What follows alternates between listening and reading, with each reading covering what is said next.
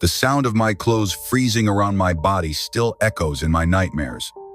When we fell into the water at minus 84 degrees Fahrenheit, I felt my life being sucked away in seconds.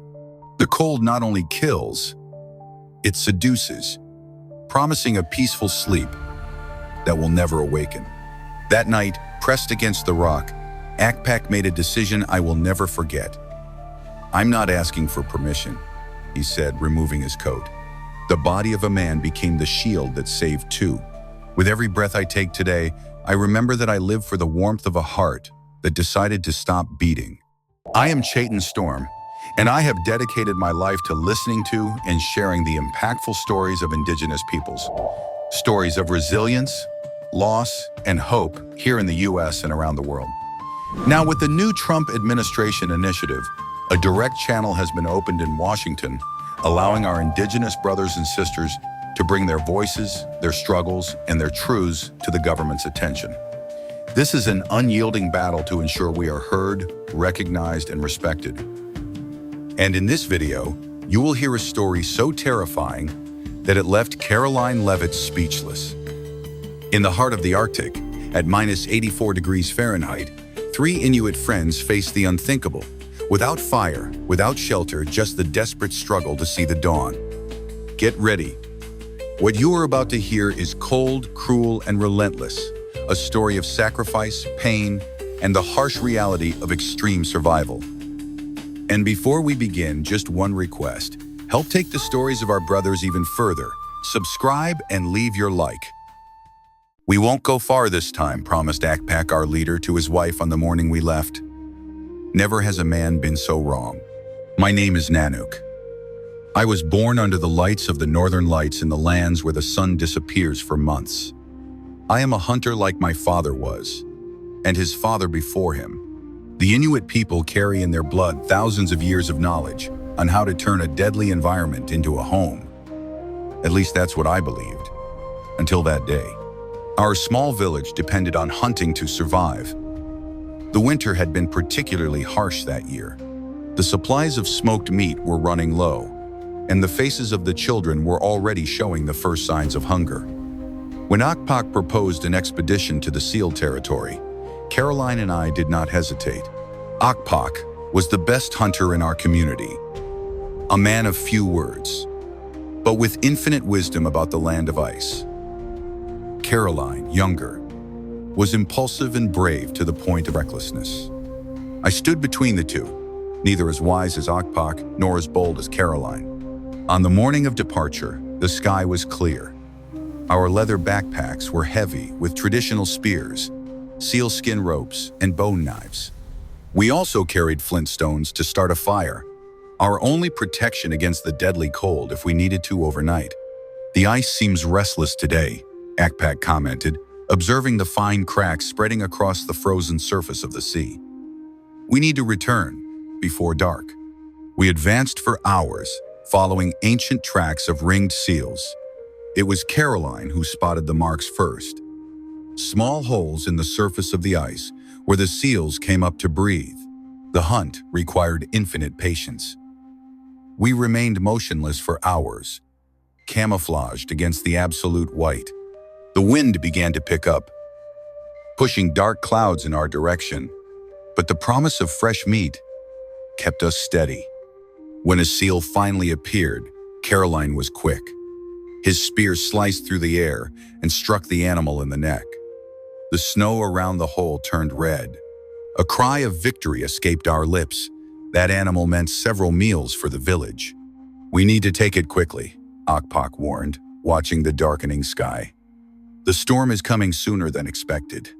We tied the seal to a small makeshift sled we had brought. We were halfway home when the wind shifted. It wasn't a gradual change. It was as if some evil spirit had blown all its fury over the world. The snow began to fall horizontally, whipping our faces and erasing any trace we had left. "Stay together," Akpak shouted, his voice nearly swallowed by the storm. "If we get separated, we're dead." We tied ourselves together with a sealskin rope. Visibility dropped to less than an arm's length. The world turned into a whirlwind of white and gray. With no direction, No references. That's when I heard that sound. A deep crack, as if the world itself was splitting in half. "The ice!" I shouted, but it was too late. The ground beneath our feet opened up like the mouth of a gigantic animal. For a moment, we hung suspended between two worlds, the freezing air above and the deadly water below. Then came the screams. Karoline's scream, my own scream, and then, the worst sound of all, the silence of Okpok as we all fell together into the frozen darkness. The Arctic water at minus 84 degrees Fahrenheit is not just cold, it is a liquid predator. When my body broke the surface and plunged into the dark depths, it felt like thousands of needles piercing my skin simultaneously. The pain was so intense that my mind simply refused to process it for a few seconds.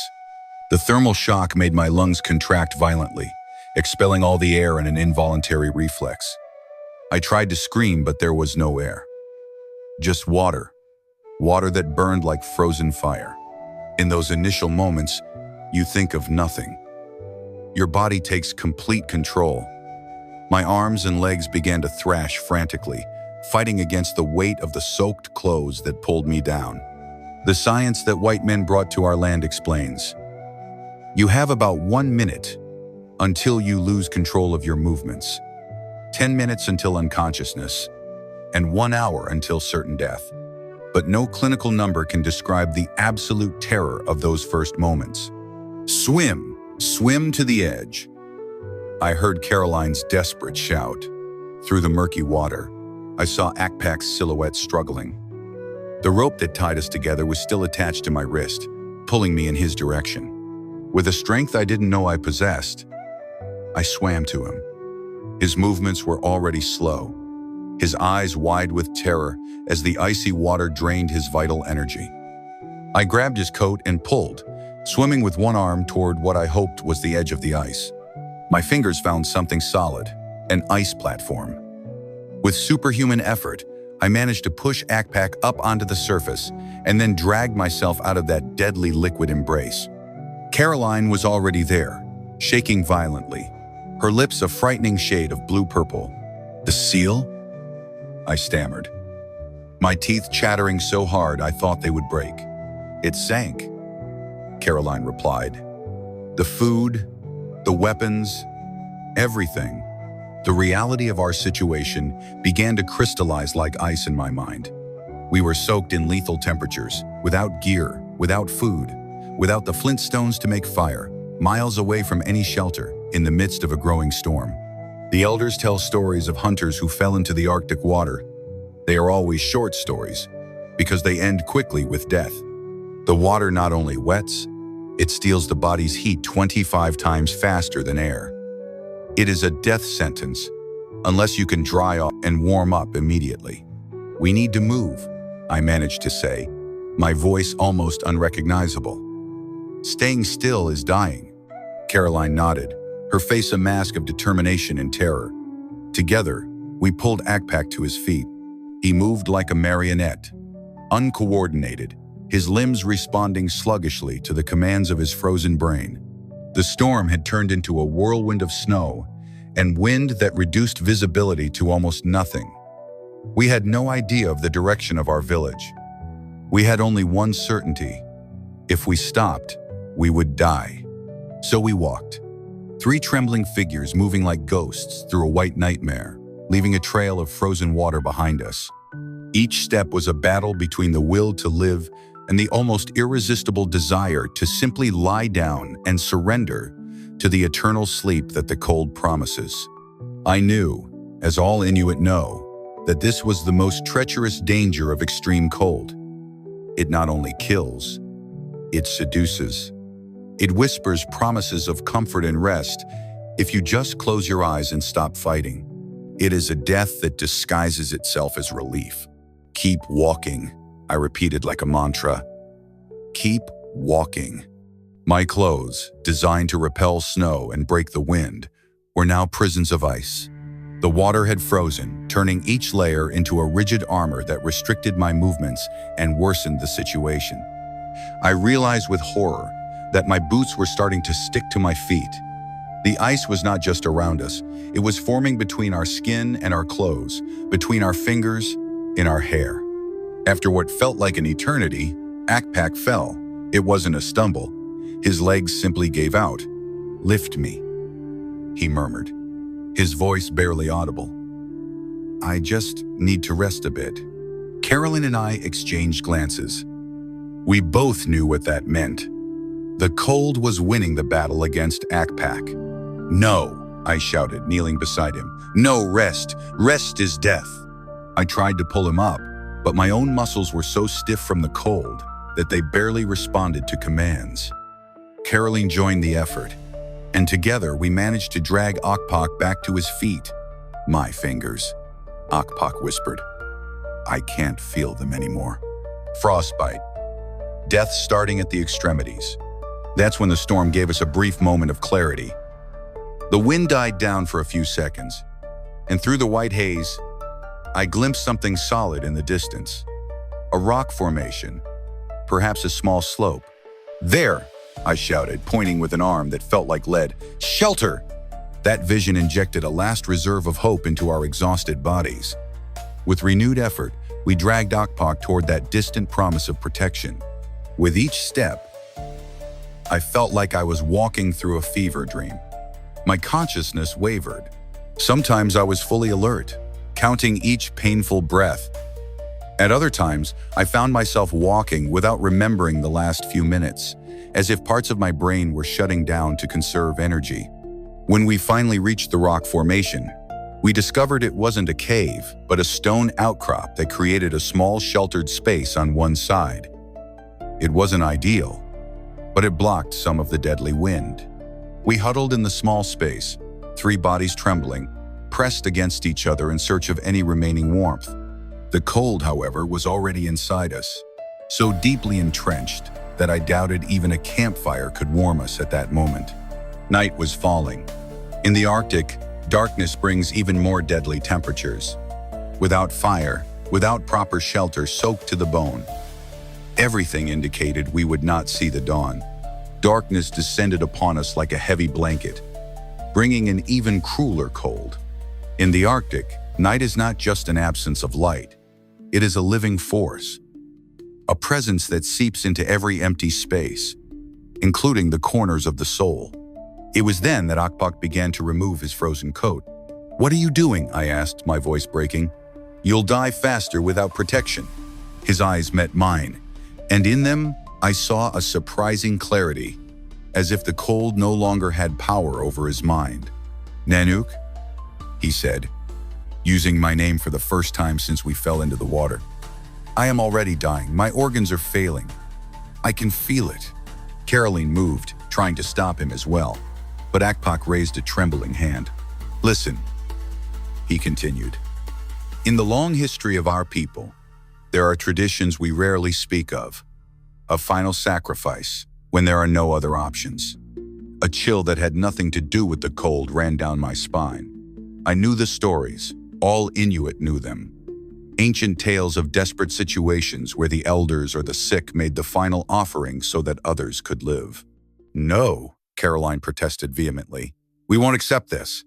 Akpak smiled again, a gentle smile that contrasted with the violence of the storm around us. "I'm not asking for permission," he said. "I'm offering the last gift I can give. My body heat is fading. Soon, I will be just a cold body among you, draining the little warmth that remains." I tried to argue, to say that we would survive together, but the words froze in my throat, because deep down, a terrible part of me knew he was right. With deliberate movements, Akpak completely removed his outer coat. "Wear this over yours. The outer layer is frozen, but the inner one still has some warmth." "Akpak, we can't." "You can and must," he interrupted, his voice suddenly firm. "I have already lived my life. I have seen my children grow. You both still have families to raise, stories to tell." He also took off his second coat, revealing only a thin-skinned shirt. The shaking in his body visibly intensified. "Now, Come close, he instructed. Use my body as a shield against the wind. Absorb the warmth that still remains in me. Reluctantly and with heavy hearts, we did as he asked. We positioned ourselves so that Akpak was between us and the opening of our precarious shelter. He wrapped us with his arms, creating a small human circle. My grandfather told me that when an Inuit dies on the ice, their spirit does not leave immediately. It remains for a while, protecting those who stay. Tears froze on my eyelashes.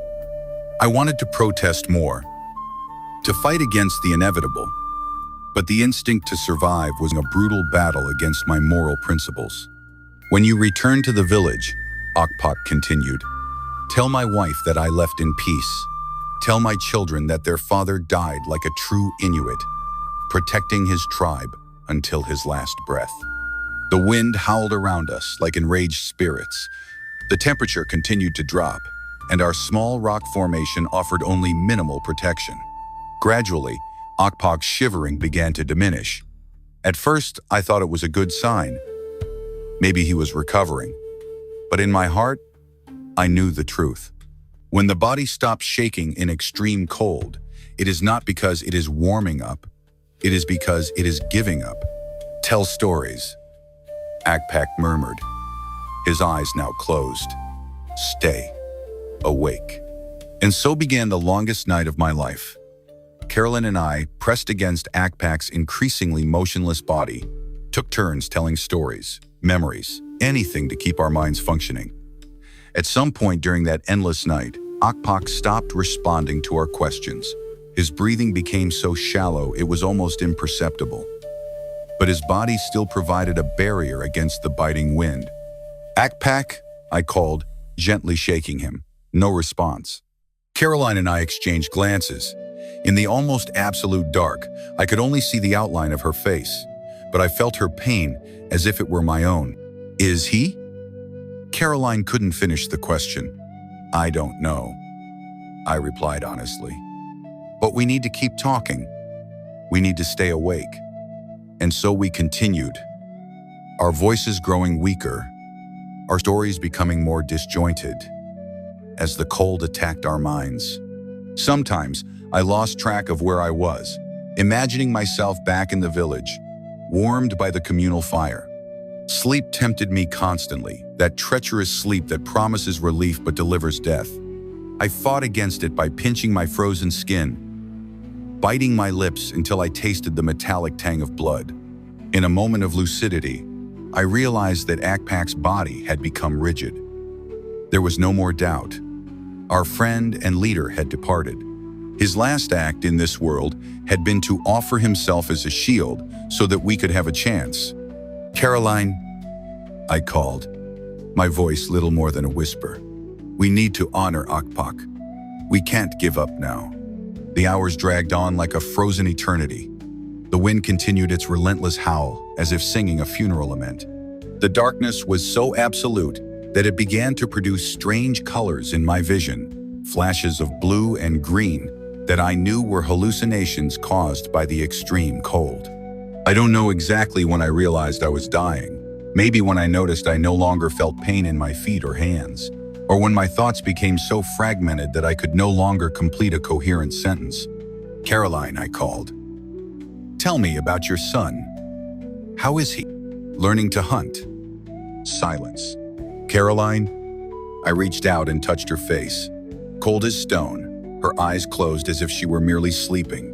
For a terrible moment, I thought she had also departed. But then I noticed the almost imperceptible movement of her breathing. Karoline, I shouted, using my last strength to shake her. Don't sleep. You can't sleep. Her eyes opened slowly, unfocused and confused. I was dreaming, she murmured. Dreaming of fire. There is no fire, I replied, my voice breaking. But there will be. When we return, a great fire to honor Akpak. It was then that I noticed something strange. The darkness seemed to be changing. Not dramatically, but there was a quality to the air, as if the night were becoming less dense. At first, I thought it was another hallucination, But as the minutes passed, I realized I could vaguely distinguish the outline of Karoline. Then, the motionless silhouette of Akpak, the dawn. The day was coming. Something inside me, some primal instinct for survival, gained strength. If the sun was rising, perhaps there was hope. Karoline, I called again, shaking her with renewed strength. The day is coming. We need to move. Her eyes opened briefly, but there was no recognition in them. She was succumbing to deep hypothermia. With a determination I didn't know I possessed, I began to rub her arms and legs vigorously, trying to stimulate circulation. Gradually, the light increased. The wind, which had blown mercilessly all night, began to die down. With the growing visibility, I could finally observe our precarious shelter and the motionless figure of Akpak. He looked peaceful, almost as if he were sleeping. His skin, always marked by the Arctic sun and wind, now had a bluish hue, and ice crystals formed in his eyebrows. I heard a sound, not the howl of the wind or the crack of ice, but something different. A rhythmic sound, distant, almost human. Gathering my last strength, I dragged myself out of our small shelter. The growing light revealed a transformed world. The scene after the storm was one of terrible beauty, an immaculate white desert stretching to the horizon. And then, I saw them. Distant figures moving in the vast whiteness. It wasn't a hallucination. It was a search team from our village. I tried to scream, but my voice was frozen in my throat. I tried to wave, but my arms felt like stones. The best I could do was stand, swaying, a dark figure against the absolute white, enough to catch their attention. I saw the exact moment they spotted us. The figure stopped, then began to move quickly in our direction. I fell to my knees, exhausted but determined to stay conscious until they arrived. They needed to know about Karoline, about Akpak, a sacrifice that had been made that endless night. When the first rescuer reached me, I was already slipping into a state of delirium. I only remember fragments, strong hands lifting me up, urgent voices exchanging orders, the blessed warmth of dry skins wrapping around my frozen body. Karoline, I managed to say, weakly pointing toward the shelter. There, still alive, I think. They rushed to the spot, and I saw them carry Karoline's motionless body. One of the rescuers pressed his ear against her chest, then nodded affirmatively. Her heart was still beating. Akpak, I murmured as they carried me. He sacrificed himself, gave his clothes, his warmth for us. I saw the respect in the rescuers' eyes as they understood what had happened. With reverence, they wrapped Akpak's body in clean skins, preparing him for the final journey back to the village. After that, I lost consciousness completely. I woke up 3 days later in the shaman's house in our village. My extremities burned with a throbbing pain, blood returning to circulate in frostbitten tissues. When I tried to move, I found my fingers responding slowly. Mayuk, the old healer, was sitting nearby, mixing some kind of medicinal paste. Finally back with us, she said. The ice spirits almost took you this time. Karoline, I managed to ask after a few sips of warm water. Alive, but the ice takes its toll. She lost 2 toes on her left foot and part of an ear to frostbite. I closed my eyes, feeling a mix of relief and sadness. Alive, but forever marked by the experience. Just as I certainly was, Akpak, his family. They know what he did, Mayuk replied. The story of his sacrifice is already spreading throughout the village. He will be remembered in songs, his name honored for generations. Hot tears streamed down my face. He saved us. Mayuk nodded gravely. The greatest gift an Inuit can give. His own life for the continuity of the tribe. When I finally managed to get up and walk, I went to the igloo where Karoline was recovering. She was sitting on her skin bed, her distant gaze fixed on the ice wall. Nenuk, she said when she saw me. Her voice little more than a whisper. You survived. We survived, thanks to Akpak. Her eyes filled with tears. I keep seeing his face, feeling his body growing colder as he embraced us. How will we live with this, Nanook? How will we carry this weight? Telling his story, I finally replied. Teaching our children and their children about the courage and love Akpak showed. Living in a way that honors his memory. Karoline nodded slowly. The snow will melt and freeze thousands of times, but his name will remain. On the 10th day after our rescue, I attended Akpak's funeral ceremony. The whole village gathered to honor him, his deeds recounted in songs and stories that lasted all night long. His wife embraced me tightly. He always said you had the heart of a true hunter, she murmured. Now I understand what he meant. Surviving what you faced takes more than physical strength. As spring arrived, the scars on my body began to heal. I lost feeling in 2 fingers, and part of my nose was permanently damaged by frostbite. Karoline learned to walk again, adapting to the loss of her toes. But the internal marks, the memories of that endless night, remain vivid. Sometimes when the wind blows a certain way, or when the temperature drops rapidly, I feel again the icy embrace of the water, the uncontrollable shivering of muscles fighting against the cold, Akpak's calm voice accepting his fate. I never went hunting again, without carrying not only the physical tools needed to survive, but also the constant reminder of the fragility of life in the Arctic. The ice, as Akpak used to say, does not forgive the careless, nor does it forget the brave. In our culture, we say that no one truly dies, as long as their name continues to be spoken, their stories told around the fire. If this is true, then Akpak will live forever in the hearts of our people. As for me, I carry a debt I can never fully repay. Every morning I wake up, every breath I take, every successful hunt I bring back to my people. It is all a gift from him, a gift bought at the highest price. The Arctic has taught me many lessons over the years, but none as profound as the one I learned that night at -84 degrees Fahrenheit, when the most intense cold showed me the truest warmth of the human spirit. And when winter returns each year, bringing with it the prolonged darkness and the deadly silence of the ice, I look to the white horizon and whisper a thank you to my friend. Your story continues, Akpak, through me, through all of us. As the elders always said, in the Arctic, the line between life and death is as thin as the first ice of autumn. But what determines which side of that line we remain on is not always our physical strength or our knowledge. Sometimes, it is the warmth of a heart willing to make the ultimate sacrifice that keeps the flame of life alive when all other lights go out in the frozen vastness of the world.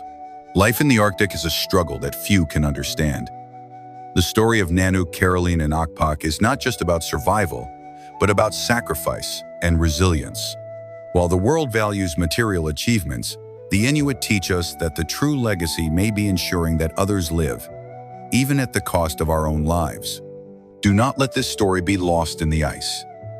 Share, subscribe, and help give voice to ancestral cultures that resist against oblivion. When an indigenous people disappear, we do not just lose a culture, we lose an irreplaceable part of humanity.